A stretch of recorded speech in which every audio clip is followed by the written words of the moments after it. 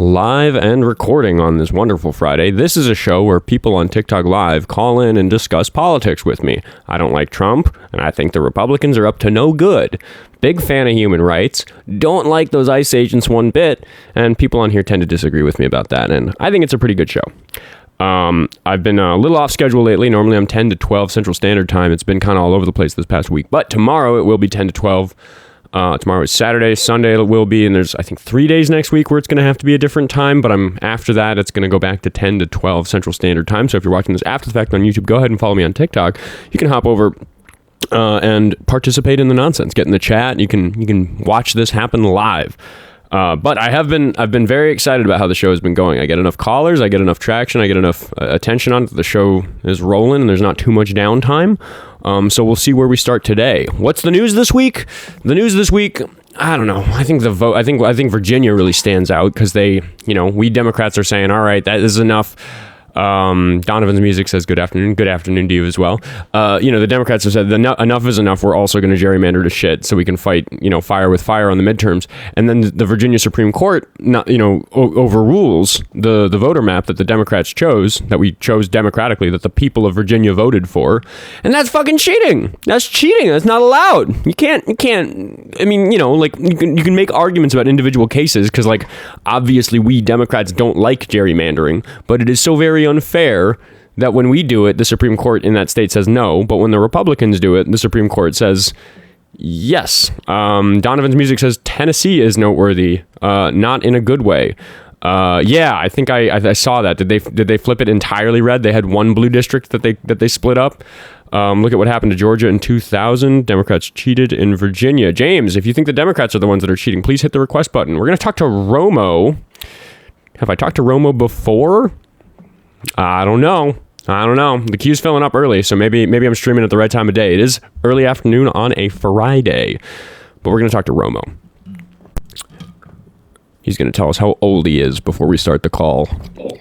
How old are you? I'm 48, and we have talked before. Okay, I don't remember about what. I assume you're a Trump supporter? I am. Okay. What do you want to discuss? The redistricting battle and the Louisiana v. Calais case, it sounds like you're trying to suggest that Republicans are cheating or that they're trying to dilute black votes. So I wanted to address that. Well, I guess the question I would start with is, do you think that gerrymandering is bad? No, I don't think it's inherently bad. Both sides do it. Well, I didn't ask which sides are doing it. Why do you think it's not inherently bad to gerrymander districts? Well, from a legal perspective, it's been basically. I'm not asking about legal perspective. I'm just trying to understand your feelings about how democracy should work in America. Why do you think that gerrymandering is sometimes good? Well, because politics is a competitive sport, and both sides do it. It shouldn't be treated like a blood sport. I could say that punching people is really bad, but punching is a thing that you're allowed to do if a big group of people are punching you. And that's kind of what's going on with gerrymandering, where the Republicans or the Democrats are fighting fire with fire, because historically in this country, the gerrymandering has disproportionately benefited Republicans by an enormous margin. And now Democrats are willing to play that dirty in a couple of instances. And I think it is concerning that we had a major success in that effort, and the Supreme Court of that state shot it down. So before we even get into all that, I just, my whole thing is that nobody should have been gerrymandering in the first place. Why do you think it's sometimes good? Because it, first off, the Constitution gives states the power to determine the time, place, and manner of elections. So states have a constitutional power to do this. And I think a Supreme Court case called Rucho, I forget the other V something. I forget the name. I'm going to clarify again. I want to, do you consider yourself a patriot? Of course. Do you believe in the American values of people having a representative democracy and representatives that properly represent them and all of that? Yes, good absolutely. American stuff. Okay, again, so then I'm not interested in hearing the loopholes that Republicans are using to do gerrymandering, which it's not loopholes. I'm talking about the law. Yeah, I'm not interested in hearing about the law. I want to hear about your feelings first. I want to know how you feel about gerrymandering. Why do you? That's what we're here to do. We're to talk about what you. Think okay, I mean, so you want to limit it to not the law, not the. We can talk about that in a second. We can talk about whether or not what's happening is legal. I just want to understand whether you believe in democracy or not. Because if you think that gerrymandering is sometimes good, except in a self-defense case where we're out of desperation, also gerrymandering because Republicans have gerrymandered the country to shit. With that noteworthy exception, I don't think that gerrymandering is good, and you're saying sometimes it is. Why is that? I think that gerrymandering is like definitionally a bad thing. It's like it's not a thing that you can do well. It's like in the what do I, right? It's I mean, nowadays it's going to be. I got live restricted for unverified claims. What did I say? It's okay. We're going to continue the conversation. I'm going to take that one on the chin. Well, sorry. What were you saying? So I guess. I mean, I guess I could just have to keep. I know I already said this, but I just have to keep falling back on the fact that the practice itself is done by both sides. So no, I want to know how you. No, you already said that, and I'm not going to let you. I want you to know. Let me extend the argument. Let me extend the argument. You're not answering my question. My question is, why? Fine, try. I don't believe you are, but let's see. Okay, so it's good to gerrymander because in a state, for example, I live in California. California is heavily Democratic. So obviously, the congressional delegation California sends should lean Democratic because most people here are. So that's good because it results in a more proportionally representative. Well, so what I want is our representative. That's my argument. But no, shouldn't, if you believe in American values, shouldn't the representatives in Congress as closely match the population as is possible? That is my argument. That's literally what I'm saying. Right. So if like 60% of the population of a state is blue, we should expect that roughly 60% of their representatives are blue. And that's hard because, the exact numbers aren't going to work out. It's a small number of representatives relative to the people. But it should at least be like the closest integer number that works, right? That gets to hypothetically, let's say that a state has 60% blue voters and 40% red voters, and it has 10 representatives. What I'm saying is that the correct number of blue representatives for that state is 6. Do you agree? Yeah, I wouldn't have a problem with that. Yeah. Gerrymandering is the tool that Republicans in that state would use to make that number smaller than 6. Got it. No, I know what gerrymandering is, and I know it's. But you're saying right. But why is that good? Is gonna probably Do you think it's a good thing for the Republicans in my hypothetical state to make the number something other than 6? Well, sure. Just as on a math basis, of course. It's obviously in their advantage to. Yeah, I'm not saying it's obviously to their advantage. I'm asking if you think it's a democratic thing for them to do. No one is being deprived of the right to vote. Recently, Democrats have won in you're going to these legal defenses. I'm giving you examples of where Democrats have won in Republican. I'm saying districts. that let's make it 50-50, just so it's easier. Let's say that it's a state that has 10 representatives. It's 50-50 in the state. The voters are 50% blue and 50% red. Negligible number of independent voters. Let's say the number should be 5 and 5. Why shouldn't it be 5 and 5? I've already conceded it would. In a perfect world, that would be best. I already said that. Okay, so you're not for gerrymandering? No, because that doesn't guarantee the Republicans will win. Like I said, just recently, Democrats have been winning in heavily. Why are we talking about the Republicans being guaranteed to win? No, it builds in an advantage. Gerrymandering builds in an advantage for any party that obviously draws the map in a way to favor themselves. But that doesn't guarantee. Should either party have such an advantage? What's the? I guess my question to you: what's the alternative? And if you can give me an example of where this alternative is being I'm giving you a very specific hypothetical example, which is a state that has 10 representatives and is 50-50 But I already agreed. In an ideal world, that would be perfect. In an ideal world, the representation should be 5 and 5 in my example. Yeah, it should be proportional. Okay, what you're advocating then is the European system, because that's what they do. That if there's 5%.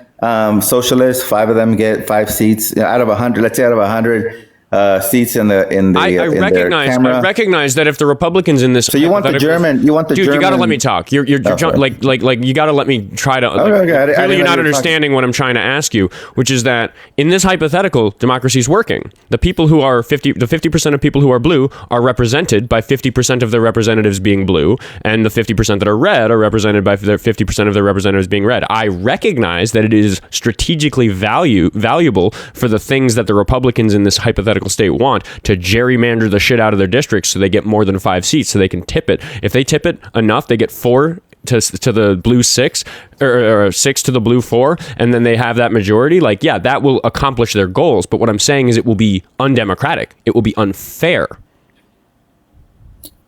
What you're then proposing is a system like the German Bundestag, where it's proportional representation, which, if that's your argument, then that's fine. I mean, I'd probably support that. But that's not the system we have. Right. Then why are you calling into my show and defending gerrymandering?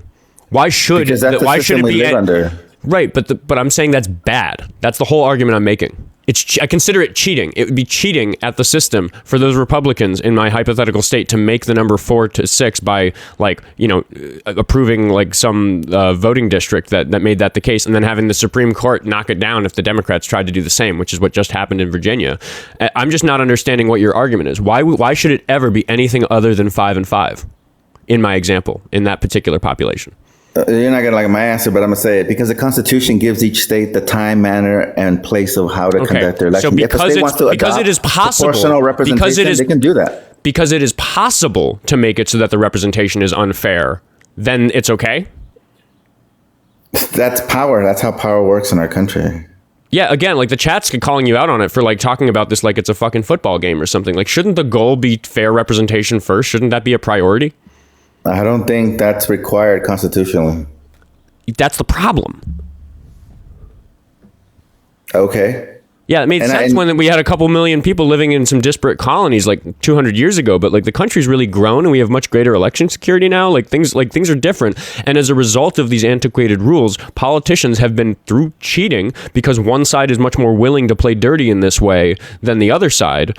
They make the outcome unfair in a way that doesn't represent like core American values, which is like, for example, phrases like no taxation without representation. Well, if you have a population that isn't accurately represented by that locality's representatives, then those people are not, you know, being represented in the way that the founding fathers wanted us to represent them. So like, but nothing in the Constitution prevents the system you're advocating for. It's just no state has adopted it. I just answered that, and I said that's the problem. We tried to codify making gerrymandering illegal because it's so obviously unfair for reasons that you've agreed to in this call. And doesn't Vermont? Every single Democrat voted for it, and every single Republican voted against it because the Republicans want there to be rampant gerrymandering, and the Democrats don't.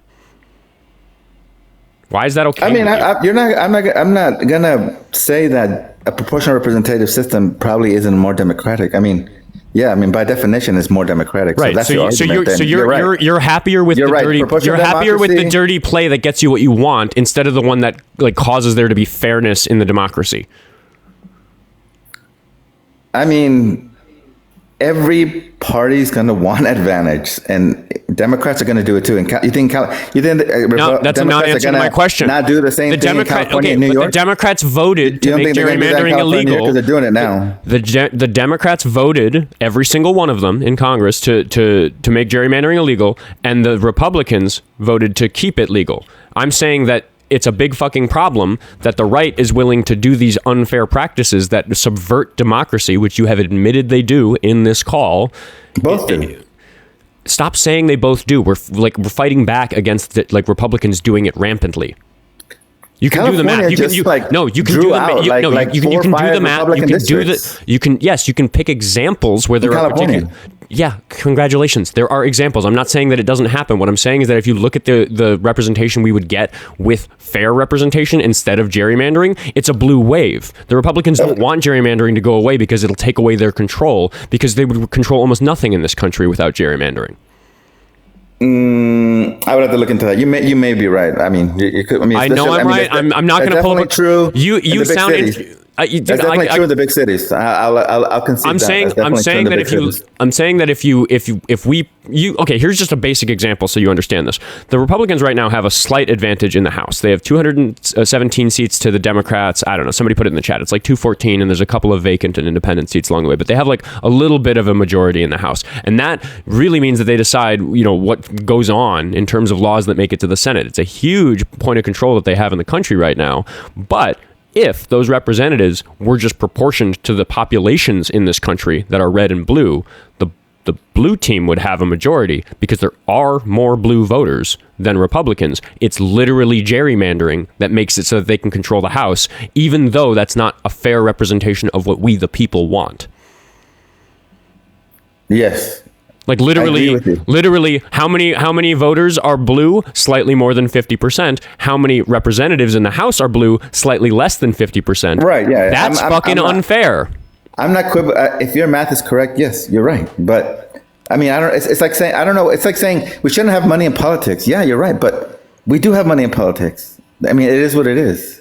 But what's being suggested here on this political debate live where I'm talking to you is that this state of affairs is fucked up and we should try to fix it. Do you agree? I mean, I'm on the right and I agree with you. We should get money out of politics. It sounds like we should have a more democratic system. Yeah, but you were talking about the whole time you're saying like, oh, the Constitution allows it or there's no law against it. So like, which is it? Do you want it to be fair or do you want to continue being on the sides that is getting this advantage in a way that you yourself recognize as unfair? Well, I'm a constitutionalist, so as long as the system is fair in the sense that both sides can do it, I'm okay with it. Because there's nothing that prevents a state from adopting proportional representation. Well, there is. We just saw it happen in Virginia because the Supreme Court ruled against something that the people voted for. So the question then becomes, why don't the Supreme Courts overturn every gerrymandered voting district in every state? Why is the law being used? Why is there this disproportionate attention to when Democrats do it versus when Republicans do it? Which even outside of the issue of gerrymandering is a huge problem that I talk about a lot, which is that if a Republican does something, they get away with it. If a Democrat does something, even if it happens at 1% the frequency of Republicans doing it, it gets greater attention. Hashtag Savannah Hernandez, for people who know what I'm talking about there. But that comes into a lot of issues. So again, you're just sitting here obstinately being like, oh, both sides doing it. But what I'm saying is that the math says that the Republicans are literally only winning because of gerrymandering, and without gerrymandering, they wouldn't control the Senate, they wouldn't control the House, they probably wouldn't have the fucking White House right now.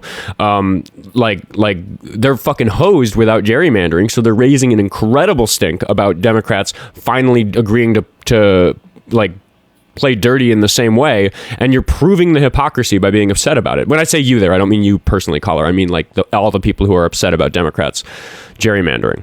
By the way, the restriction has ended, so everybody get double tapping away on the screen so we can get some more viewers in here. Yeah, so I'm a constitutionalist. I believe, obviously I'm on the right, and I believe in basically just that states shouldn't be picking winners and losers. Leave it up to the states to decide the districts. And so long as there's a fair competition, it's not I'm okay fair, with though. it. It's not fair because voters are disenfranchised greatly in this country. So many people's vote doesn't count for the things that are important to them because of gerrymandering. You don't consider that a big problem because you're such a constitutionalist that because the rules that were written 250 years ago didn't account for all the different loopholes that the Republicans would come up with over the course of 250 years? Like really? Is that your defense for why this? Evidence, you admitted yourself the situation was unfair. Why are you okay with a broadly unfair democratic system in our country? Because the evidence I've provided you don't want to engage with it. And I've already said that recently. What's the evidence? The evidence is that Democrats have recently been winning consistently in heavily Republican-leaning districts. So just because it's gerrymandered in such a way doesn't mean that they're going to win. Again, that doesn't have anything to do with the fact that they are doing a thing that you yourself consider to be unfair. Okay, but I'm talking about fairness. That's my if my big value, if you will, my overriding value, and when I look at these things, is fairness. That's horseshit. As long as I don't believe you. Fuck that. No. You've said so much in this call that suggests otherwise. I call complete bullshit on that. Try again. Well, I mean that's. On a constitutional level, of course, right. Not fairness. More fair? Just the fairness that's described in the Constitution. Yes. Right. Even though the Republicans have clearly figured out ways to make life unfair for Americans in a way that you have admitted they are doing in this call. It's that they've obtained advantage. Yes. I mean, that's so again, I was right. It's not fairness. It's that the rules that were written 250 years ago create loopholes that your side has taken advantage of to disadvantage my side, and you are okay with that status quo because you're winning the game. Right. Because I'm you going can't by the fucking win the level of I fairness. literally thought the of the conclusion definition of fairness. Yeah, and I thought the conclusion of this conversation before I started the call, and I wrote it on this piece of paper. Your side can't win without this sort of cheating, and you yourself admit that it is cheating because playing in a way that's not fair to the other team is what cheating is. We have different definitions of fairness, and I think that's where their dispute is. You think it's fair because it's allowable under the Constitution. And both sides can do it. So when slavery was allowable under the Constitution, which it was until 1865, was slavery fair? If you're talking from a constitutional perspective, apparently that's the only perspective that you have. So yes, I'm talking from a constitutional perspective. That was an argument made by the southern states. I'm making the argument using your logic right here and right now, and I want to know how you feel about it. Was slavery fair under the Constitution? Obviously, I live in the 21st century, so I can't transport myself to an 18th century. 19th century. Under the current legal system, there was no legal recourse for a woman who was raped by her husband because it wasn't until the 1980s that was included in the definition of rape. So do you side with the husbands who raped their wives before that because they were following the legal system properly? Right. I mean, again, you're comparing things that were done at a time when values were different in society. Yeah, and I'm saying that gerrymandering is bad and we should change it. We need an amendment or something. We need to fix it. And you're arguing that because the Constitution allows it, that makes it okay. But the Constitution has allowed some very terrible things until we came and fixed it. I'm saying this is the next thing we need to come and fix. It's one of a couple of things we need to really work on. But you're depending on the Constitution because it supports your side of the argument. So again, I agree. You need to give me a logically sound reason why I can't apply the same reasoning and say that slavery was okay because the Constitution said it was okay until 1865. I don't think those are two good examples. That's not a good analogy. I think it's a really good analogy. Voting to slavery. I mean, that's you said you're a constitutionalist, and in 1864, the Constitution said that slavery was okay. So was slavery fair? Because we're talking about your constitutional definition of fairness. Yeah, I mean, it was when the Constitution was originally written, slavery was legal. So fair. We're talking about fairness. It depends how you define fair. You define it by allowable by the Constitution, which slavery was prior to 1865. So I want you to say the words that slavery was fair prior to 1865. If you're unwilling to say that, then I'm going to come back to the fact that you shouldn't be willing to say it about gerrymandering. As a 21st century person who's socially liberal like I am, but conservative when it comes to federalism and whatnot, I'm obviously hesitant to say slavery is fair. Shit, you're hesitant because to say that. Obviously we don't. Okay, so you recognize the difference. It's something that. Right. You recognize. But I don't think it's a good analogy because slavery stop talking for a second and let me guide this conversation. I am not going to let you out of this until you defend that the logic somehow says that your argument applies for gerrymandering but doesn't for slavery. You have to. Back then it was. Back then, right, and 100 years from now, people could look back at 20. Southern states argued, and back and in 100 years, people can say back in 2026 they were doing all this fucking crazy gerrymandering. The Democrats started fighting fire with fire, and they got all upset about it. Yeah, and they can point at me and say this guy was saying it was fair. Yeah, and I'll say I did because that was what it was. So say the words. Slavery was fair prior to 1865. Gerrymandering is fair. I'm not going to say slavery was fair. Obviously, you have to. It wasn't fair. Yeah, I'm not going to let the show proceed. We're going to stay on it until you either concede your argument about gerrymandering or you apply it to slavery and say that slavery was fair. It's exactly the same thing. You need to then explain to me how it's different. One involved the stripping of rights of other human beings are entitled who were created by God and are entitled to natural rights. As does gerrymandering. Gerrymandering takes away people's rights to representative democracy. And then the other thing that you're talking about is whether or not one political party should have the right to draw lines on a map and say, this is Congressional District 1 of Indiana. Completely different situations. I think anyone in the chat would agree with me. What happened? I would say that what happened to people because of slavery is really bad and unfair, and I'm really glad that we made it illegal. That's a good thing. I'm saying that what's happening to people because of gerrymandering is really bad and unfair. So we should make a change that makes it go away. Right, but we're not enslaving people. We're not enslaving people with gerrymandering, are we? Yeah, but you're doing the thing where you're spotting the difference instead of recognizing the similarities. Yes, slavery is a different problem than gerrymandering, but both are bad, and I'm saying that we should make the rules such that the bad things go away. We did that with slavery. I'm saying we should do that with gerrymandering. You have not demonstrated to me that the logic that you're using on gerrymandering can't be applied to slavery, and that's what I'm going to keep asking you about. You sure haven't. It's not a good analogy. I mean, I understand. I think the principle it's a fantastic analogy. No, you don't like it because it makes you look like a monster, which I think you are. Let me try to, if I can, I think point out the principle that you're trying to say. The principle that you're trying to argue is that because the Constitution back when it was first written made slavery legal, then I guess my argument be that insofar that it was fair for Southern states to rely on the Constitution of the time to believe that what they were doing was legal. So that's the principle that I'm standing by. So once again, I'm not saying that slavery. I want you to say the words. Slavery was Obviously, fair. It wasn't fair to the black people that were enslaved. I don't think any of them thought it was fair. Okay, yeah, and gerrymandering isn't fair to the people who are disenfranchised. Because you're so uncomfortable with the slavery thing, I think I've cooked you enough on that example. Let's move to a different one. Let's talk about suffrage. Let's talk about the fact that the Constitution didn't protect women's right to vote, which actually has something directly to do with electorate representative democracy, which is the same thing that we're talking about with gerrymandering. So, again, was it fair that we didn't let women vote? It was, so I'll go back to the principle that I said that I'm relying on. It was fair for states to rely on the idea that they could prevent women from voting prior to the amendment that gave them the right to vote. That's the principle that I'm relying on. Right. Reliance. Right. And because the principle, that they thought it was here's legal. The problem, Romo. The principle also works for slavery and taking voting away from women. Sure, do you think it's a good principle that you should rely on? Legally speaking, yes, of course. If a law saying you can do something, why wouldn't you think you could do it? Because the reasoning that you're using allows people to enslave people and take away the voting rights of women. Well, if it's in the Constitution, what can you do about it? Is the Constitution the supreme law of the land? It is, but we make amendments and we amend it.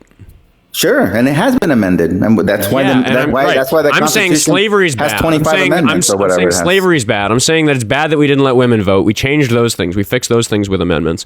And then I'm saying that gerrymandering is bad, and we need to either codify at some federal level that gerrymandering should be illegal and come up with some reasonable enforcement mechanism for that, or have a constitutional amendment, because I do see it as so big a problem. But I've already conceded that so long as it's fair, I have no problem with it. And right now, gerrymandering is fair because both sides can do it. No, they can't, as was shown in Virginia. You know what? This just happened today. I haven't read the legal opinion, but I don't know what the ground was for why they did that. So I really had to plead ignorance on why the Virginia Supreme Court knocked it down. I don't know. But you recognized at the beginning of the call that it's an unfair practice, that they're winning the game by playing dirty. Again, we disagree on what fair means. Because your definition of fair includes slavery and taking away voting from women. There you go. You're talking about fairness in a moral sense. I'm talking about it in a constitutional sense. Yeah. I assess the country I live in and the rules of that country based on my morals. And what I'm saying is that I hope that if I lived prior to 1865, I'd be like, this slavery thing's really fucked up. We got to put something in the Constitution about this. Real glad we did. Same thing with women voting. I'm sitting here saying in 2026, maybe you wouldn't. The next thing that we need to address is gerrymandering, because we're not enslaving people. Women are allowed to vote. We've made some progress on these things. We're still gerrymandering to shit such that if you're a black person who lives in a red state, you don't really get a vote. That's fucked up. I think we should fix that in some codified way where neither side can gerrymander, because I don't, imagine we were like playing some kind of sport and there's like bricks on the ground, and instead of throwing the dodgeballs, you can throw the bricks, and if you throw the bricks, you could cave somebody's skull in, and because one side is like really mean and the other side isn't, there's one team that's just not really willing to throw bricks at anybody, but the other team is. Now that the team that has been having the bricks thrown at them for decades has started throwing bricks back, and all I'm saying is we need to get the fucking bricks off of this playing field so that nobody gets hurt. And you're saying that as long as it's fair, it's okay that the more evil team is willing to harm the less evil team. I mean, I get your analogy. I mean, I don't think it's a good analogy again, because again, you're talking about violence, so you're kind of but the bricks are there. The bricks are there for everybody. Anybody can use them, and that's literally not the same as no one's being denied their right to vote. I'd rather have a brick thrown at me than my vote taken away. Okay, I mean, that's where your value system lies. But I mean, I think most people. Yeah, because I'm a fucking patriot, dude. Live free or die. I mean that. I mean that fucking literally. Okay, well, I mean, most people would rather just live their life and not be having bricks thrown at them or have violence. No, dude, I can take the smoke. If I die defending democracy, I'll die happy.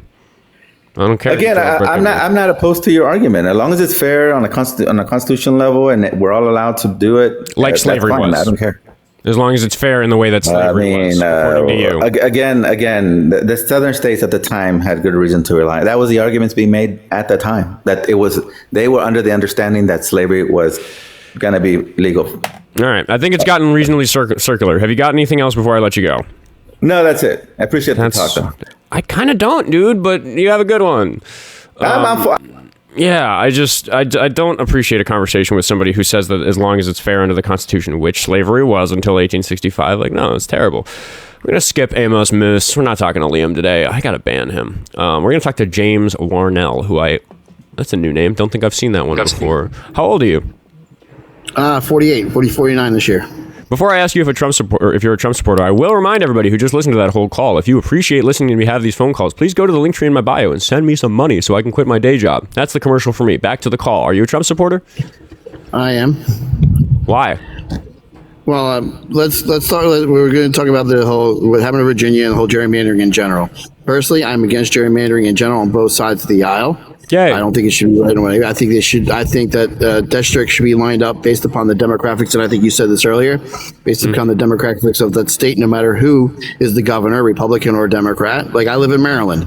Okay. And my state is gerrymandered 7-1, but my state is really 55-45, 55 Democrat, 45 Republican, and they gerrymandered this state to where it's now 8-1, 7-1 Democrats over Republicans. The only Republican I have is Andy Harris.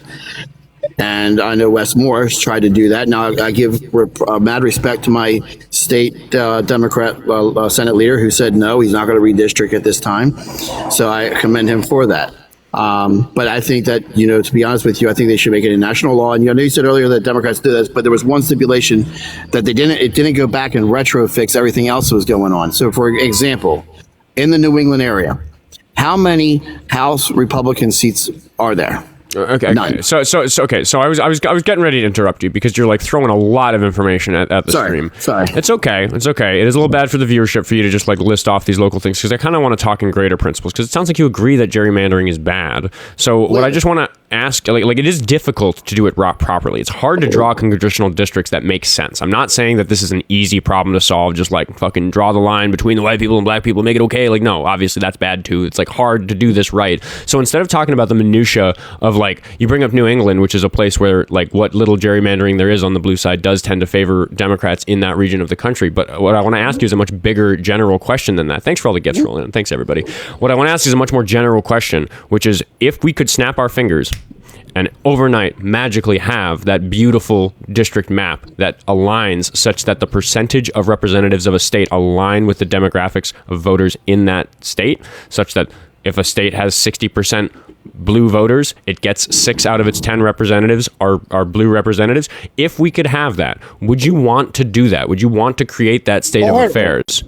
Wholeheartedly. And you recognize that if that was the case, the Republicans would lose the midterms by a landslide, and Trump would immediately be impeached. No, because I disagree with you because of the fact that wait. Which part of that do you disagree with? Because I think the Democrats would roll in landslides. I definitely disagree with that. Well, because you look at most states, like for example, again, I live in Maryland, where it's 7-1, where it technically should be 5-3. Okay, so that's 2 additional House seats on our side. You go to New England, I'm sure that it's not 100% Democrat, so you're going to gain Republican seats in the New England areas. So those ones and twos are going to outsource anything that the Republican states, because I know Alabama is a very heavily district Republican state.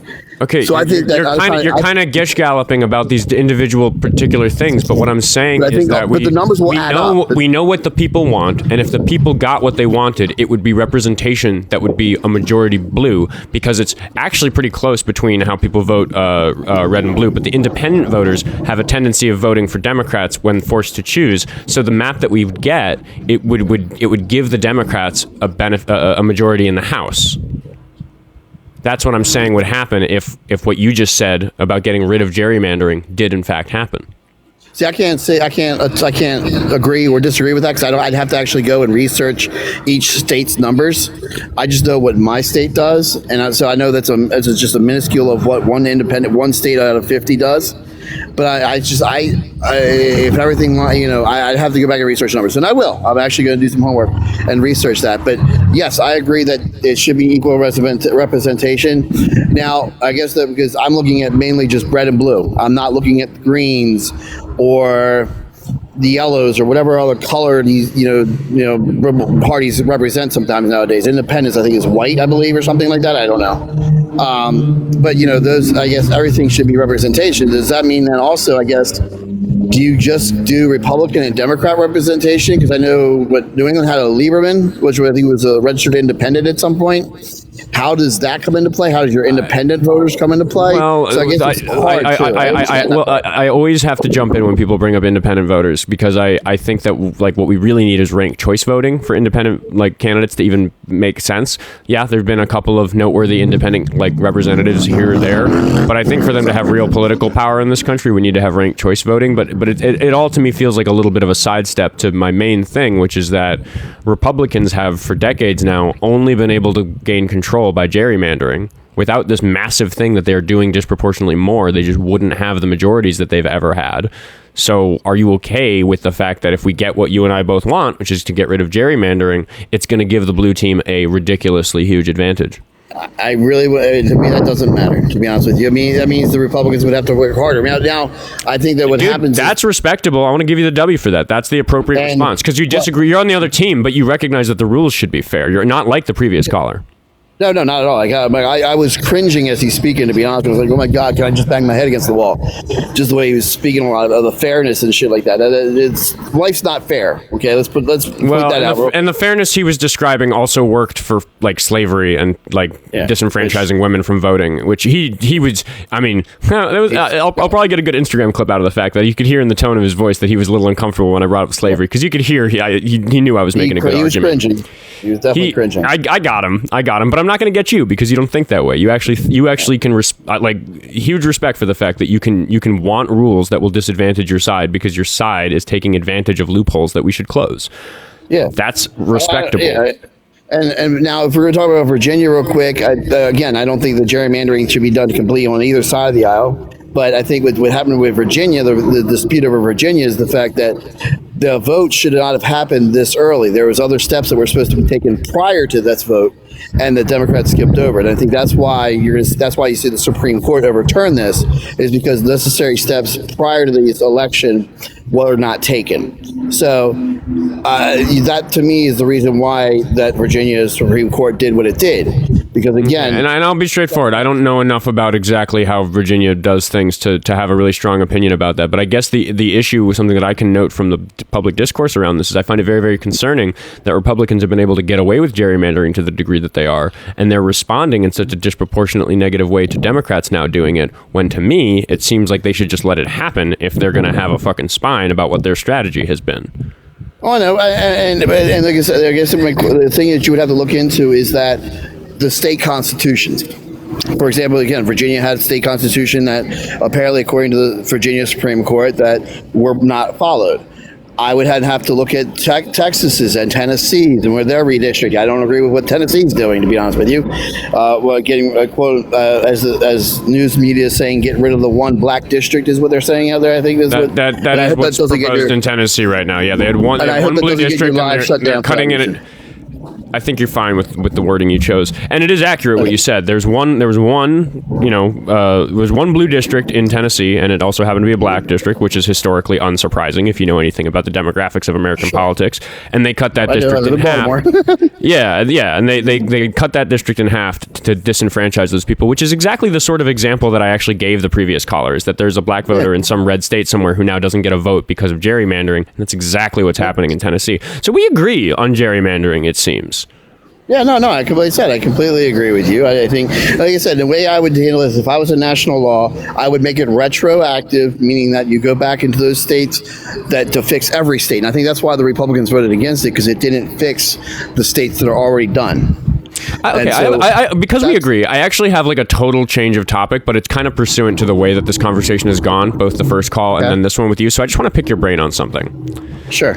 I guess it's what I was thinking really about in addition to voting rights when I wrote the sign today. I think that a politician saying something that they in their heart know is not true, proper lying, where they're not misinformed, they're not wrong, they are just actually lying. I think that lying is cheating if you're a politician, because a politician's job is to get behind the lectern and convince people that they're going to do a good thing for their lives. I'm going to mute you just because there's a lot. I know it sounds like you're outside and there's a lot.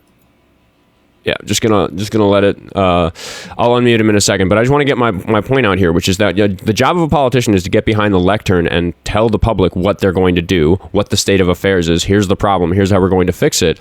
And it is a nuclear weapon in that game to lie, because I don't have a good reason for these people to elect me. I'm not actually going to work in their interest. I'll just lie to them, and then they'll vote for me. And what I argue is that that's a problem that's happening a lot on the right. But I'm just curious for my caller. Do you agree? I've sent you an invitation to unmute. Do you agree that lying in politics is bad? It's cheating. Oh, far shots. I agree. By far, yes. And it goes both sides. Because if you remember during Biden's administration, he made the claim several times he was going to cure cancer.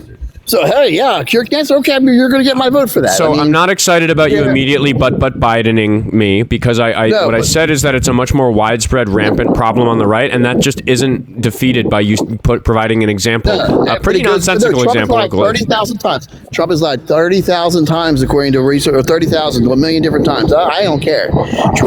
There are big lies that win him elections, though, that like the fact that illegal immigrants are, say, bad for the economy, which they're not. So I think those are the sorts of lies that we need to. Yeah. So I don't think that Joe Biden won his election because he had promised anybody that he was going to cure cancer. I don't think that. No, I was just stating the fact of the broadness of the lie. I didn't mean him directly. I'm just saying the broadness of the lie, and that's where people have a problem. People got to understand. They're going to every candidate, governor, everybody's going to be a leader. Governor and president and mayor are going to say the most outrageous things to get elected because they want that vote. So what I'm suggesting is that we need to come up with some system where our politicians are held accountable if they say things that are demonstrated to be obviously false, proven to be false things. I agree with you with that. with that. And the problem lies is the fact that you, as a politician, if you were running for governor, remember your state legislature is the one who makes the bills. And if you have, let's say, for instance, you're in Alabama as a Democrat, you get elected as a governor Democrat. You know in that state, you're not going to get anything passed. So are you going to be accountable for the quote unquote lies that you said during your campaign, knowing that your legislature is not going to support you in any way? Should you be held responsible for that? I guess like there's this thing that happens in all of these conversations where we're talking about how we think it should be, and then the moment that becomes hard, you go to how it is, and you say like, oh well, you can't run as a Democrat in Texas without being a big liar or something like that, which James Tellerico is proving is not even the case. But my point is that you do recognize, regardless of what a pragmatic solution to it might be, that it is bad that lying, if you listen to the previous call, lying is like the bricks on the playing field, where it's unfortunate that there's a team that is so willing to throw these bricks while the other team isn't. You and I actually agree on a lot of these things. You and I may line up on different things across the aisle, but you and I agree on these two things so far already. Okay, I just don't know how you can be held accountable.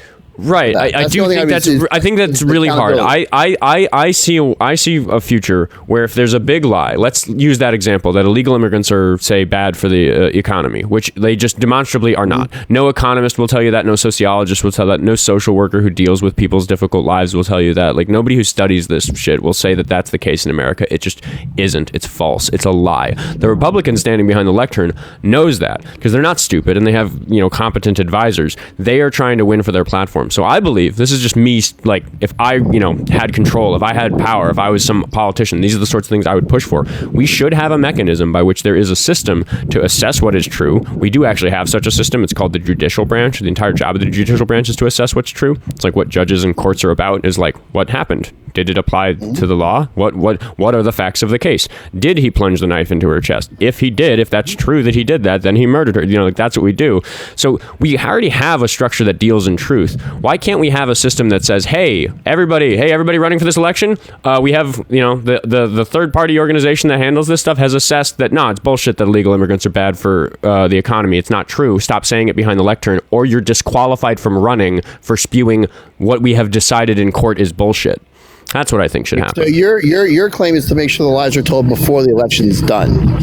You're basically lies during campaign. I'm saying that there should be a mechanism by which the people of the opposition should be able to say, hey, this thing that the right or whatever team is saying, for example, that illegal immigrants are bad for the economy, we are declaring that this is false. It's a lie. They should stop using this in their campaign. They should stop saying it. And I think that it should be a crime for a politician to say something that they know is not true. That's an extreme belief, but I think that we've gotten into the shithole that we're in right now, this fucking predicament, because Republicans are allowed to lie through their teeth, and for the most part, Democrats are decent enough to not want to do that as much, and we need to fucking fix that somehow. It's complicated, because the question can always be asked, who controls what's a lie then? You can just have a corrupt, whatever team is in charge of deciding which are the big lies, then suddenly the burden is on them to not lie. So it's complicated, and I'm not saying that what I just suggested is like a watertight solution to the problem, but what I'm saying is that lying is a fucking serious problem for democracy, because most people who voted for Trump are not the monsters who actually know what's going on and want him to succeed at his fascistic takeover of this country. They're just dumb fucks who believe the bullshit that they've been fed by Fox News and other right-wing media, and almost all media is right-wing if you go all the way up to the top now, because everything is owned by people who literally donated to Donald Trump, literally wealthy billionaires that sit at the table and eat meals with the guy. Like, it's wildly corrupt, the disinformation space that we live in. And it's obvious that it's biased towards one side, and that's the team that's winning. That's the team that controls the three branches of government right now. So I'm saying that we need to address the lying problem. Some way. I would agree with there's some way has to be protection of the lies, but I guess there has to be stipulations in it, just because, again, politicians make promises all the time with things, and if they're not held to that promise, then obviously is that considered a lie in that respect? And I guess, like I said, not before you interrupt me, I agree with what you were saying in general, but I guess there has to be levels or stipulations behind it to make sure that you're not just disqualifying that candidate based upon something that was out of his control. Well, just like I don't think an illegal immigrant should get deported because they jaywalked. I really think that this only pertains to some big lies. I think that the Republicans discovered that there's no mechanism to protect the people from everybody on one side lying about something, everybody on the other side telling the truth about it, and then a voter not being able to tell which side is telling the truth because they both seem reasonably consistent within their own party. So when it's really like a half dozen or a dozen big lies that I'm upset about with Republicans right now, and I'm just saying that, like, it should be illegal for a politician to tell their constituents that illegal immigrants are like disproportionately more dangerous, like committing more murders or something like that. That's another one to do with illegal immigrants that is just demonstrably false. Like it is actually like government branches that do the data keeping on this sort of thing, and we can look at the data and just say, here it is, plain as day. If you know how to do math, it's fucking false. You guys need to stop saying that, or we're going to disqualify you from running. I think a lot of our problems right now could be solved by ways of preventing people from running who shouldn't run. Trump's a felon. I don't think you should be president if you're a felon. He's also he was found civilly liable for sexual abuse. I don't think you should be able to run for president if you're found liable of sexual abuse. I also have opinions about that sexual abuse and how the courts defined it, because I think that the crime was a rape, and I think that on a moral level, people shouldn't vote for a rapist, but I don't really control that. I just think that we do have disqualified disqualifications. There are things a person can do to disqualify them from running. And I think that these sorts of big lie telling sort of things and certain crimes that Trump has done should be disqualifying things. I just want to fix all this, dude. Like, so we can go back to doing politics like we're supposed to. Actually fix some shit. Like I said, a lot of this shit that goes on today, I would agree with you. There's a lot of shit that's broken. And I would go even one step farther. For example, yes, I did vote for Trump 3 times. Yes, I did like parts of. Now, for me, if I was a senator, I would have voted against the big beautiful bill, but only because while there was parts of the big bill that I did like, I am more of a single bill voter, meaning that I'd rather have my president's hand and heart so bad he's tired of signing stuff that I'd rather have like the Senate did with the no tax on tips, have it on one bill. That's all that was on that. They bundle all this shit together to gain popularity. They sprinkled no tax on tips as some tasty sprinkles on the dog turd that you recognize the big beautiful bill was. So I agree with you on that. I did support the big beautiful. I did support the no tax on tips. I worked part time as a delivery driver, and that saved me $2,000. I also support a policy that says no tax on tips. By the way, if we had elected Kamala Harris president, she also would have put that policy in place, and instead of making it expire when she loses power in order to make sure she keeps her power, she was just going to do it forever anyway, because that's a good thing to do. But that's a I don't know if she would have done that or not, because I know that she got lambasted hard is what she said it too. I don't want to get sidetracked too much about the aside about no taxes on tips. I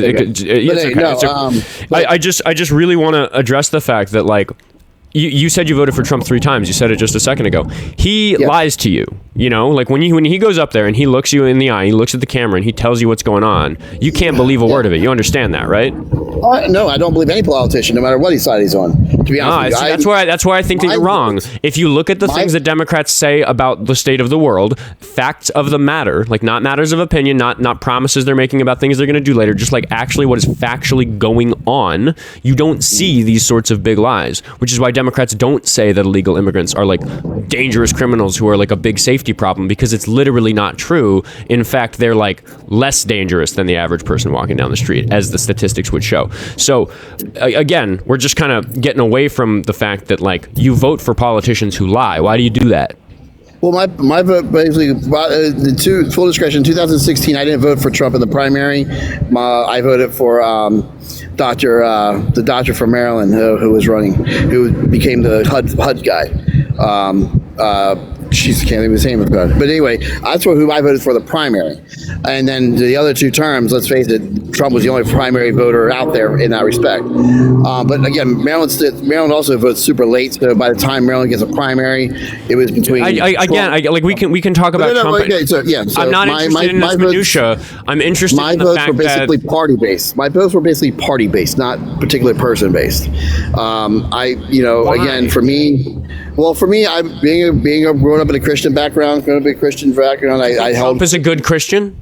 Hell no. But I look at what the party represents. And if you have a party that says it's okay for women to compete in sports, I have a problem with it. I have granddaughters who, now granted, there may not be. Is that it? Like you're agreeable up until this point because you're hateful of trans people? Is this one of those calls? No, I'm not hateful of trans. Do what you want to do in your own personal life. I don't care. Hey, if a kid is like 7 feet tall, do you think he should be allowed to play on the high school basketball team even though he has a biological disadvantage? How old is he? 16. If he's in high school, then he plays whatever sports wherever he's going to be qualified at. Even though he has even though he has an obscene biological disadvantage over literally everybody else in the school, regardless of he's gender. 7 foot tall. That's not really an advantage. It is if you're playing basketball. At 7 foot tall, no, you're one of the tallest guys on the team. Yeah, huge advantage. Oh, sorry, I misspoke. He has a huge advantage. I just misspoke. No, I have no problem with that. They claim that. Why not? He has such a ridiculous biological advantage over his teammates. Because he's still genetically a male. So it doesn't have to do with advantage then. No. Then why do you care if he's male? Because if it doesn't have to do with advantage. Well, advantage in the respect that men will always be stronger than men, no matter how much estrogen you take. That's not true. There are women who are stronger than me. And I'm not even very true. Okay, but again, so what's the? I don't understand. Well, when you're training, but you're not training for a sport either. You put yourself in a sport. You don't know that. And on average, I'm a runner. I'm a fast runner, real fast. Okay, but you're also and as a runner, if you were to go, like for example, this whole thing started with Leah Thomas. Wait, you're getting away from it. Why are you okay? Why are you okay kicking the trans women off the team for being biological males because you're concerned about an advantage, but you're not going to kick the kid who happens to be 7 feet tall because of his biology, who has a ridiculous advantage? Why doesn't he get kicked off even though he has a totally because he's still clear... playing with other men. He's still playing with other men. So it's not about advantage. It's just about men, and I'm trying to understand why you care about that. Because the men will always be stronger than women. Back to advantage. So is it advantage or is it not? Because there are other examples where there's a wild advantage. It's advantage biologically, sexually, yes. Okay, why does... Because Okay, men but will be biologically doesn't... genetically No, stronger you than demonstrated that you don't care about a biological advantage because the taller student has a biological advantage. It's just about sex. So why is a sexual advantage important but not a biological one? Because in general, the men is always going to be stronger than the women. You see, here's the thing: it's always the men in women's sports. Where are the women in men's sports? Where are that at? Where are they at? They're not there because they can't compete. I think that they are there. You're not paying attention to them. The number of trans athletes is really small, like both in like a primary school sense and that's what the last words were. 1,100 in what? I was about to say. Then you could like look at the WMDA where there are 16, I think, trans athletes. Like it's a really small number. Yeah. But again, yes, what I'm saying is that I'm saying that. Wait. Here's the question: Would you rather be a trans woman who is on a female basketball team, or a biologically female person on a women's basketball team who happened to be 7'2"? Because there are people who have like certain. The second one. Okay, so you recognize, so you're willing to allow an even greater biological unfairness on the team as long as there's nobody there who happens to have a Y chromosome. No, because I mean, I said even though that woman's 7 foot tall, there's other women that can basically compete with that person. Whereas you have that 7 foot man on a women's team, he's going to kill somebody or unalive somebody. That's not the example I gave you. You just made up a different example. But okay, I'm trying to understand what you actually care about, because it doesn't seem to be biology. It just seems to arbitrarily be gender for some reason, and I don't know why that is. Because the gender is always going to be a stronger gender. As is a person who's as is height isn't going to be a determining factor. Biological gender does affect your aptitude at basketball. I will admit that. Biological height also affects your aptitude at basketball. And I'm proposing a situation where somebody has a much greater advantage because of their height than somebody hypothetically does because of their gender. But for some reason, you're okay with that. You're not at all bothered by that, but you are bothered by the person. Because that 7 foot woman's not going to spike a ball or slam a ball on a girl's head and kill her. Yeah, she might. Dude, a 7 foot tall girl would clobber my ass, and I'm not even a woman. What are you talking about? Why are you so concerned with their genitals? Not concerned with their genitals in general. It's just the threat of what happens. Then explain to me why you're so concerned about the genitals, about the chromosomes, but not this ridiculously tall girl who's like clobbering girls on the basketball team. In my hypothetical example, that's not really. It does happen. It does. There are hypothetical. It's okay. Can you not track a hypothetical? No, you really can't. Hypotheticals. You don't track hypotheticals. You don't track hypotheticals. You track. Let me ask you a question. I have a question for you. Wait. When we vote on policy, we're asking the question: what will happen if we pass this policy? Right. Right. So hypothetically, if we pass this law, the outcome would be this thing that we want. Right. Okay. So in order to discuss policy at all, everything is a hypothetical, because every law is hypothetical before it's passed. What if we made the rules this? What would be the outcome for society? That's a hypothetical. So if you can't track a hypothetical, you are incapable of doing politics. All right, well then hypothetically, if you allow trans to be in sports, what's stopping from just men in general being in women's sports? There's nothing to stop that. So are you okay with genetically men going biological? Into sports? You're moving on to a different question. I would say that biological men generally. I'm answering your hypothetical. Giving you a hypothetical. That one's not even a hypothetical. It's just that happens to be that biological males who aren't trans tend to prefer to play on the men's team. So I don't really understand your. It is a made up problem. Like, do you think that there are people who are like, oh, I want to win trophies that I don't deserve, so I'm going to pretend to be a woman to play on the girls' team and win? It's like not a thing that fucking happens. These are people who have a really high self-unaliving rate because they're dealing with a really difficult problem to do with their identity. Actually, I disagree with that. I believe Leah Thomas was a prime example of that. Leah Thomas was a prime example of that. 1 year I'm actually going to rewind us because you just haven't squared it for me. Why is it, if you care so much about biological advantage, why don't you bar children who are like a clear foot taller than the other teammates from joining the team when they have an even greater biological advantage than somebody who happens to have different chromosomes? Well, that's your DNA. Your DNA is the DNA that made it's the DNA that made that girl that tall. Yeah, but there's DNA in both cases. Yep, but there's no DNA. Okay, so what's the DNA strand that tells your person's transgender? Can you tell me what DNA strand that is? It's not that simple. Or is that just a... Yes, it is. It is that simple because there's a height gene. There is a blue eyes, blue hair. No, it's not that simple.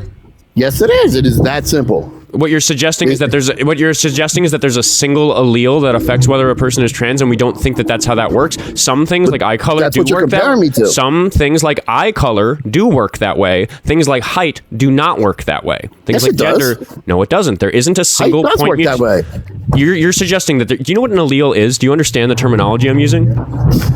Whether or not a person has blue eyes has to do with whether or not two single pieces of genetic code, two letter flips on both parents' chromosomes, so just 1 point allele. If it flips, that'll make you either have blue eyes or not blue eyes. You need to have both genes on both chromosomes for blue eyes. That's not how height works. Height isn't a binary. You're not tall or short. You're just the height that you are, and all of the genes in your body that build all the structures in your body add up to your height. So it's way more complicated height than eye color. And what I'm saying is that gender identity is complicated like height, not uncomplicated like eye color. I think I understand the genetics here, and you don't. I think that's what's going on.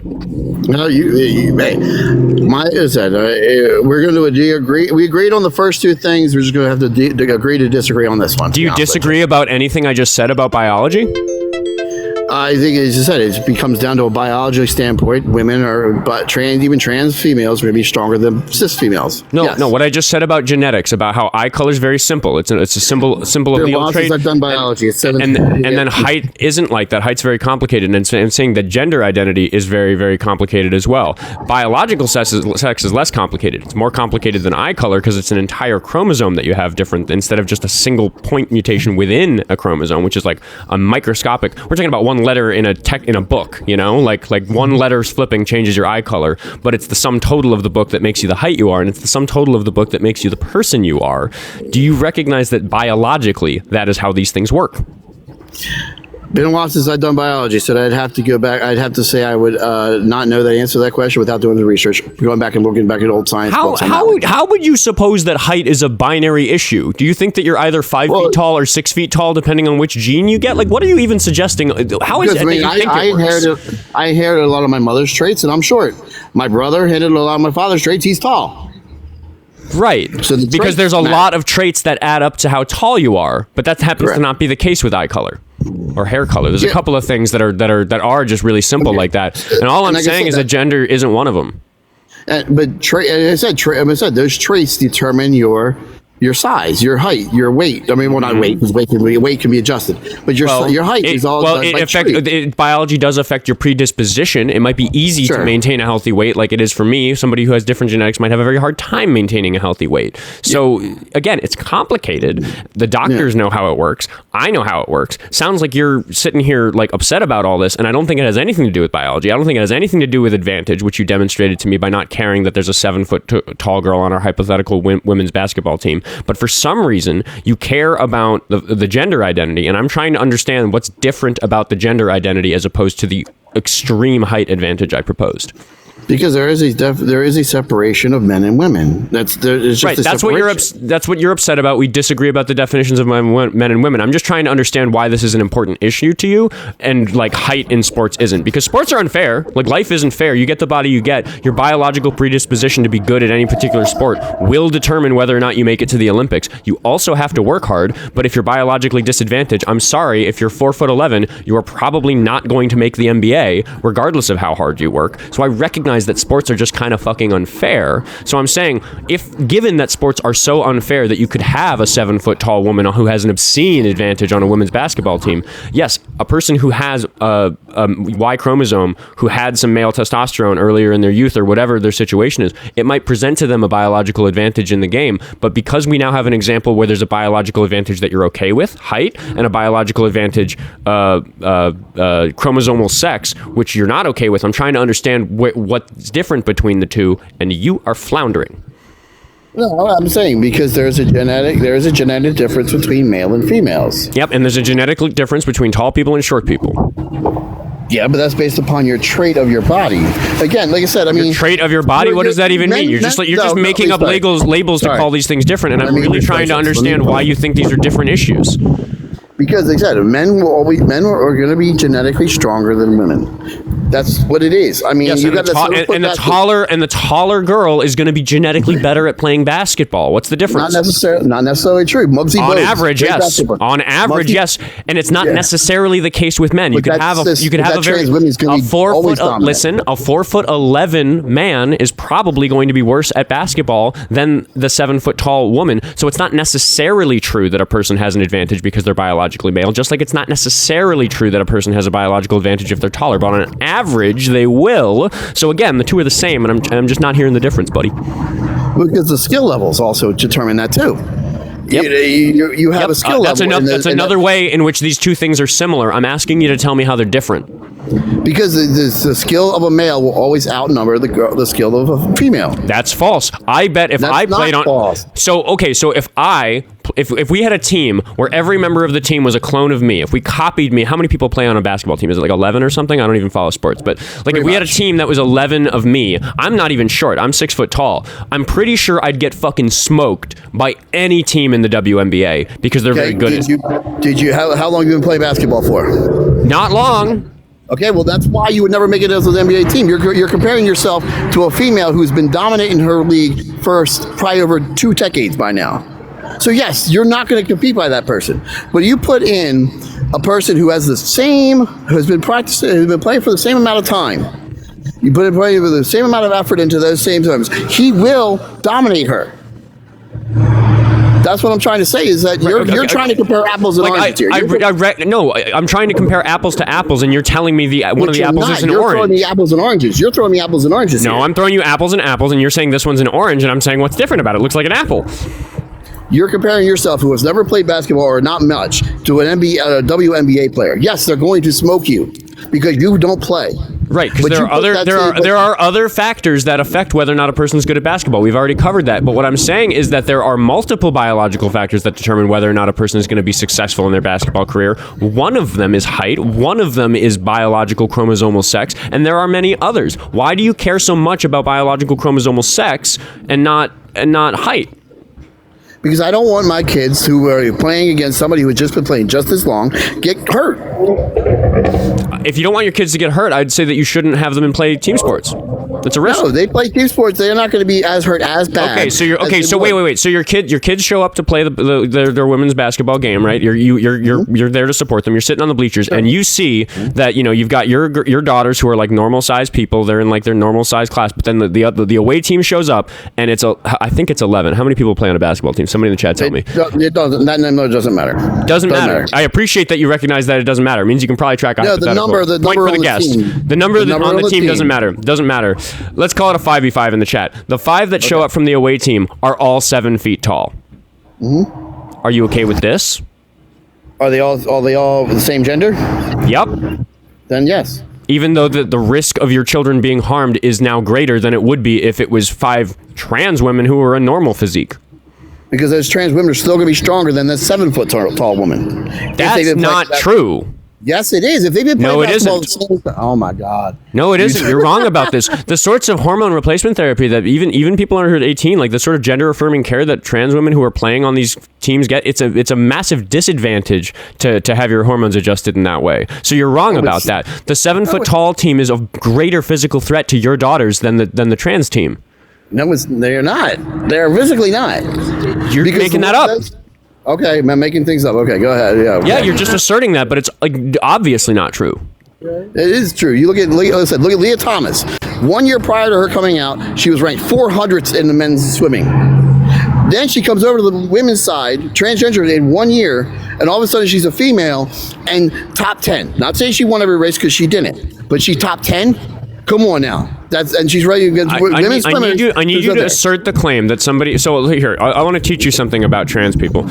People who are underage, people who are under the age of 18. We don't give them surgeries to affirm their gender because we don't want people to be able to do that until they're an adult and can make the decision for themselves, because it's a really serious decision and you got to be real sure about it. And you're just, for a bunch of reasons, it's bad to do it to kids. But one thing that we do to get kids is we give them substances, we give them medications that make them not go through puberty. So I'm going to update my example with maybe something that I just educated you about how we do gender affirming care for minors, which is that it's a team of 5 7-foot tall girls who've been lifting heavy and they got bigger biceps than me, which isn't that hard. My biceps aren't that big, but you know what I mean. These are big 7-foot tall tough girls who happen to be biologically dispositioned for being bodybuilders who are really tall, which is crazy, but it happens sometimes.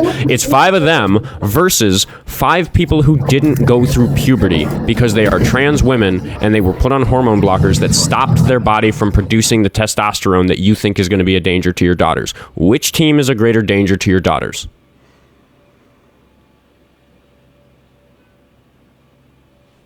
I don't know. I didn't mute you. I will invite you to unmute. He may have muted himself for the background noise. Sorry for those listening. I always like manage to ignore the background noise, but when I edit the show, I hear it's a bigger deal. But anyway, please unmute. There we go. It took a moment for the invitation to send. You can click the unmute button on your screen. You there, James?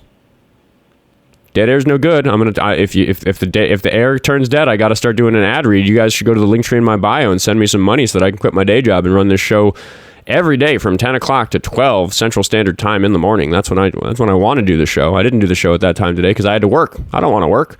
Well, I do want to work. It's actually a bunch of work doing this show. I just want to do that work instead of my day job. So if you want to support me, yeah, is he teacupped? Is he Googling? Is that what's going on?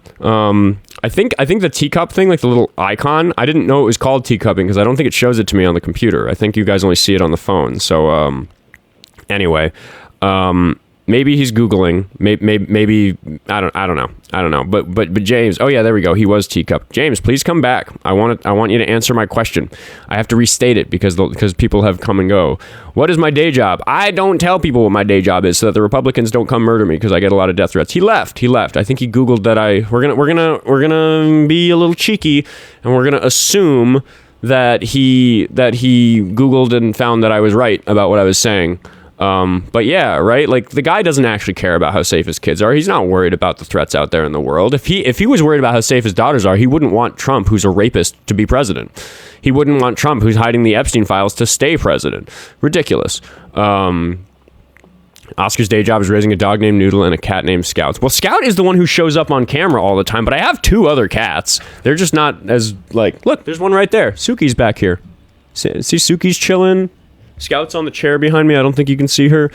Scout is just the only one who feels the need to... Scout's the only one who feels the need to come interrupt the show all the time. I don't want to talk to Amos Moose. That's Liam. Midwest Progressive, what do you think? He's the only one in the queue. Should I just keep doing ad reads? Should I keep telling people that if they want this thing to keep growing, if they like the Oskar Quentin show, if they're enjoying all the Instagram clips? I have to celebrate the Instagram success. My goodness, El Chico Tech EDU that regular caller has gotten me so many followers. I had 13,000 yesterday morning. That's when I crossed that precipice. Now I have 16,000. It's cooking on Instagram. It's just working over there. But they don't have a debate scene on there, so the clips do like really, really well. But yeah, I'll go to the link tree in my bio. Follow me on the other platforms. I am getting a lot of traffic to the YouTube from the Instagram, and that's good because I'll get monetized on there soon. And I gotta say, it's like very flattering, the watch statistics on these videos. The fact that the average watch time on one of my YouTube videos is 20 minutes. If you know about watch statistics, that's crazy. That's crazy. Yeah, I think we should ban Liam. But it's funny, like the guest request thing, it doesn't give me a clickable, like, ban this person thing. I should have a ban button right here next to accept and decline. I'm going to decline and see if he comes right back. I don't want to talk to Liam. I don't even remember why. He's just one of those guests that always manages to get the show flagged, right? Like, that's fundamentally my problem.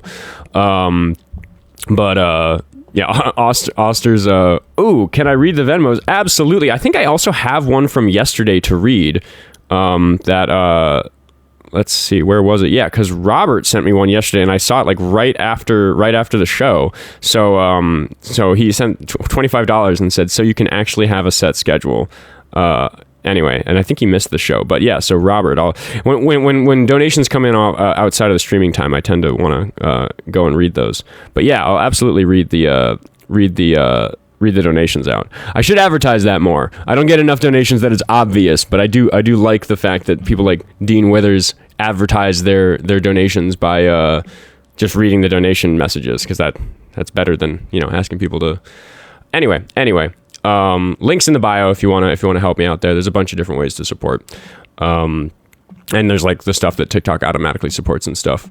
You can only ban on TikTok Studio when they're in the chat. Yeah. Day is that's what I've found. So if he shows up in the chat, I'll ban him. But now he's not going to, because he knows I'm trying to ban him. It helps with the parasocial relationship. I am trying to offer something kind of parasocial here. It feels like almost a little icky to be so aware of that. But at the end of the day, I'm like a radio host version of myself here. I'm not usually this yippy. I'm not usually this aggressive in conversation, but I am just me. Like, it is, you guys are going to hear about what's going on in my life. You are going to hear about the fact that I've given up my social life and my music largely to be able to run this show. So like, if you want to know what's going on in Oscartown, it's that I'm really excited to quit my day job so I can go back to practicing guitar more, because I am putting the time in running this show. I'm able to do that. But I'm just kind of diving on the personal grenade. And if I was able to quit my day job, I'd be able to do a lot more content outside of just the 2-hour show and the clips that come from it. I have a whole bunch of side projects that you guys would see, which would include music and like goofing off with the buddies. There's just like other stuff to do. If you think I support fraud, please hit the request button on your screen and we could have a lovely conversation about me supporting fraud. Midwest Progressive says, we need an original Oscar theme song for the live. Yeah, I should write one, right? I should have written one already. I don't even think I have the piano hooked up today. I don't. It's not powered. But yeah, ooh, we got drums. We got a drummer in the chat. I could use a drummer. I could use somebody who supplies drums. Yeah, I've got lots of projects I want to do. But right now, this show is really driving the success of my social media presence and making it more profitable. So that's very exciting. And I just need to be consistent and dedicate all my time to that. Because with a day job, it's miserable. But without a day job, it'd be pretty chill. And then I could spend the rest of the time getting up to fun stuff. I tried finding your profile last night. Impossible. TikTok does not display my profile. Interesting. Yeah, I guess a lot of people are showing up through the link tree. And I got a flag earlier, and then we had, I don't know how I feel about today's show. It's been kind of boring because we talked policy with some people who largely agreed, but then just refused to address the gotcha of your argument also supports slavery, won't address it. Tall girls are more dangerous than trans ones. If we're really worried about your kids getting clobbered while they're playing sports, won't address it. What a waste of time. What a waste of time today has been. Okay, wait. The person who said, let's see. What was it you said previously? I just read it a moment ago. Oh, yeah, he was talking about fraud. He says he's not MAGA, he's just mad about everything. Yeah, I mean, CT says, please don't make the music out of AI. You get a pass on using all caps because I am anti-AI. And that's really frustrating because so many people use AI in their art and I'm involved in the local creative scene that I have to decline working on projects with people because they want to use AI. I have people in my life who think they're graphic designers because they pump out AI flyers and stuff. And it's stop offering to do work for me. It's not work. You're cheating. It's plagiarism. No. Even if it wasn't plagiarism, it lacks soul. And, I've got opinions about AI. I'm surprised they don't come up more on this show, but I'm very much anti-AI. Midwest Progressive says, last guy was at least a good conversation. Yeah. I mean, there was some good faith today. AI art is trash. Yeah, chat's very upset about AI, as he should be. AI is real bad. AI is a technology, neural networks that are trained on a training set. The technology is powerful and useful. But we're talking about slop. We're talking about AI generated art and lyrics and stuff like that. I've used AI in the technical, train it on a data set that I own the rights to. I'm a programmer. I've done projects using AI technology. But I'm not talking about having ChatGPT pump some bullshit out. It's different. There's a nuanced conversation to be had about the ways in which it's appropriate to use AI. There's a Beatles song that they had I think it was George Harrison vocals from the 90s or something where he recorded it, but there was a TV in the background and they could never separate the audio, but they were able to train an AI data set using the Beatles catalog to get his voice which they own the rights to. And then they used that data set to remove the TV from the background of this recording so it could be used in the Beatles song that was released in 2024, Now and Then. This is an appropriate use of AI. It's not plagiarism because like all the rights are in-house, and it is just a tool for like getting the diamond out of the rough, getting the TV out of the background of this audio. And Now and Then's a pretty good song. So like that's an example of like AI being good. But yeah, no, I don't use AI generation for bad. Hand done graphic design is better than AI for your account. Whatever your account is, whatever you're trying to push, whatever you're trying to promote. Literally me having like shitty non-thumbnails for the first like 20 YouTube videos I did, where it was just like random bad clips from the thing, and like the video was vertical instead of horizontal because it came from TikTok, and I didn't even bother cropping. Like that was better than me using AI. As it's become more serious, more profitable, all that stuff, I've been able to spend more time on these things, and I'm always trying to improve the show. I'm always trying to add steps to make it better. I think I got a Cash App donation to read out. I did. How lovely. Let's see. Who's that from? Where's the... Cash App's always slow to get the notifications up, so I might have to wait a minute. There we go. Donald says, "You're the only TikTok live person I can't turn off." I appreciate that. I do think I'm doing something slightly unique here. I mean, I have the whole thing where I don't mute people and I just like win the arm wrestling conversation. That's like a thing I do, but I also just think I'm doing this in a really conversationally driven way where I make each call unique to the caller instead of just regurgitating the same points over and over again. There's a bunch of that. It happens. But yeah, the mods are reminding the chat that we're, oh yeah, Jen is reminding the chats that I've had some pretty crazy calls this week. Had some rapists call in, had some bad people call in. The clickbait titles on my YouTube page are not clickbait. I try to be completely honest about it. But yeah, the YouTube's got some good stuff. We're going to talk to Patrick. Here we go. I think Patrick's an ops. I think I saw him in the chat. How old are you, Patrick? 19. I'm from Portland. Okay. Do you support Trump?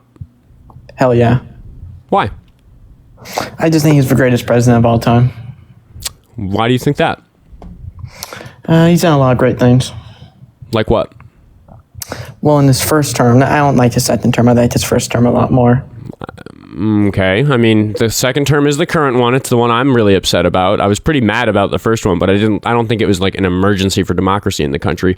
I think that the second term is an emergency for democracy. I think we're at risk of losing our American values, losing the Constitution. Like there's some real bad stuff going on. I'd much prefer to talk about the current term. Actually, I do like this. I do like how like they like ICE, like I see ICE as sound like the garbage men. They're taking like garbage off the street. So I'm kind of happy with what they did with Renee. You think that illegal immigrants are garbage? Yeah, pretty much. I'm pretty happy with what. Well, let me finish. I said I'm pretty happy with what they've done with Renee did. Now it's pretty. I'm pretty happy with that. That's terrible. Why are you happy about that? I mean, if you try to run someone over with your car, I think you deserve death. I deserve death? If you try to run someone over with your car. Oh, well, I haven't tried to run it. I mean, I'm not going to sit here and like, yeah, dude, I'm not okay with your thoughts on that. And I'm not going to sit here and go by the frame by frame that shows that she didn't try to do that. What did Alex Preddy do wrong? The reason I want to focus on Alex Preddy is because like, I've gone down the frame by frame rabbit hole on Renee Good, and people are just not going to look at the footage. And it's like, yeah, you know what? The car was moving. Like, there's like an actual argument there. I think the argument's bad and wrong, and I've been through it a million times. But what did Alex Preddy do wrong? I mean, he brought it down to like a peaceful protest, and we're blocking law enforcement from doing their job. Is this a troll, dude? Like, do you not? Do you not believe in the Second Amendment? I do believe in the Second Amendment. Okay, so like, should Kyle Rittenhouse have been killed because he brought a gun to a protest? He brought it to a riot, and it was in self-defense. He killed a pedophile. The dude Kyle Rittenhouse shot was a registered sex offender for like raping a kid under the age of 18. I'm gonna kick you for saying those words. You phrased it in a way that I know gets banned. You can't say raping a kid. Like, sorry, TikTok TOS. That one's. I think he was joking. I don't think that was a serious call, personally. But yeah, I mean, it's interesting talking to the 18, 19-year-olds because they're people who were like in elementary school the last time we had normal politics in this country. I do think he was trolling. I mean, I think if you think what happened to Renee Good and Alex Preddy's good, like, I mean, you guys know how I feel about that. People who watch the show know that happened a few blocks away from where I live. Both of those things. Alex Preddy was super close, and I walk through his memorial like every day. And yeah, I don't know.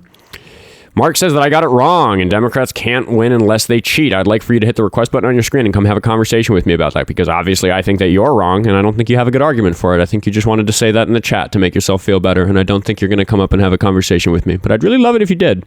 Really love it if you did. But yeah, what I was saying about like the kids, I like talking to 18-year-olds because I think it's important to tell them, like, hey, it didn't used to be like this, you know? Like the president. It used to be a big deal if the president said "quiet, piggy" to some woman who was talking to him. Like that's real bad. It's yeah. Let's see, where are we on likes? 46,000 likes. If we get double tapping away on the screen, there's 85 of you. If we all get double tapping away on the screen, and if we get up to 50,000 likes in a hurry, there'll be like 100 people, and one of them will be a new MAGA caller, and we'll get somebody to come have a conversation with me. But it's Friday evening. Maybe people are out having a social life. Howard Dean lost a presidential run for yelling weird. Yeah, I mean, people have had their political careers canceled for all sorts of, by modern standards, utterly mild things. And I think that that's something that people who are that much younger than me, because I'm 30, people who are 10 years younger than me just don't have that extra 10 years of context about how what's happening isn't normal. Like, this isn't appropriate. Anybody in the right mind knows better. I'm not going to have the argument with you. Dude, like, that's the whole point of the show. What are you talking about? You think I'm not in my right mind? Come tell me. Explain to me how I'm not in my right mind. I'm not afraid of it. It seems you are. You're not going to bother? Like, why are you wasting your time? You're getting muted for the day. No more chat for you. If you want to have that conversation, you're going to have it with your voice. Yeah, there we go. Show receipts or leave the store, says Mr. Sandman. I appreciate that. But yeah, maybe today will be a shorter stream if I don't get another caller, because now that everything goes up on YouTube, I almost have this responsibility to not let like if I have 45 minutes of dead air where nobody calls, I can't cut that now because I have so much attention on what I'm doing that people are going to accuse me of cutting a call that didn't go in my favor. But I have posted every single call that has happened on this show for something like 25 days running right now. And before that, it was just because I wasn't getting enough callers for that to make sense to do. So let's see where we are. It's 1:24. We're an hour and 24 minutes into the stream. We got 6 minutes to get a caller in here, or I'm going to call it a day. So everybody spend these next 6 minutes listening to me yap about my link tree in my bio and stuff like that, and double tap away on the screen, because I'd love to get one more good caller in and have have an interesting one. There are some interesting VODs about to go up on YouTube. The 2 episodes that are pending to go up are crazy. I did a midnight call. I think I had 6 slur and runs in a row. 6 times in a row, the caller came up, said something that violated TikTok terms and service in a way that I was forced to kick them, or they got auto-kicked by TikTok. Happened 6 times in a row with me just like trying to have a conversation with these people. It was wild. Peaches says it's because MAGA is scared. I think they are. I think a lot of the regular callers have become afraid of calling in to talk to me, because I've made the rounds. All those regular callers just kind of know that I'm not all the easy stuff, all the basic ways that they go after people. They're just like not gonna work on me. Terminal Land says, is that why Democrat Al Gore? Every time I see Al Gore, I read it AI Gore, because it's 2026. Is that why Democrat Al Gore sued because he didn't like the presidential election results? Dude, like, what a deep track. Like, you're mad about a recount from 26 years ago? What a baby. Can we get some baby bottles in the chat? Oh no, did they do a recount of an election 26 years ago? Well, yeah, let's talk about what happened in the election 6 years ago. How about that? How about when 1,000 people stormed the Capitol and smeared their shit on the walls and they erected gallows outside the state Capitol and tried, with the intention of hanging the vice president. And then the president supported them. And then the president and then the president, after stepping down and not serving for 4 years, became president again and then pardoned those people. Can we talk about that instead of Al Gore wanting to be sure that the count was good? Do you not like a recount? Thanks for the gift goal, everybody. We met the gift goal while I was there clowning on that guy. Thanks for all the baby bottles in the chat. That's quite a lot of baby bottles. Stay hydrated. Did somebody bring up the recount in Florida? Yeah. We're talking about Democrats cheating, and this guy's upset that Al Gore demanded a recount in Florida. That's where we are. Obama also wore a tan suit. Biden was old. Never mind the fact that Trump raped kid.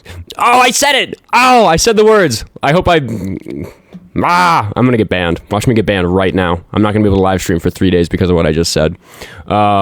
I even misspoke because I don't actually say that on my live. Like, I don't assert that he did that. I say he probably did that. I meant to say that he rapes women, which he does do loads. Definitely at least the I think I've escaped the ban, by the way. It would have been faster by now. I think I caught myself fast enough, or I said it unclearly enough, because I did misspeak. I meant to say that he's a rapist, which he is, and that he probably touched kids.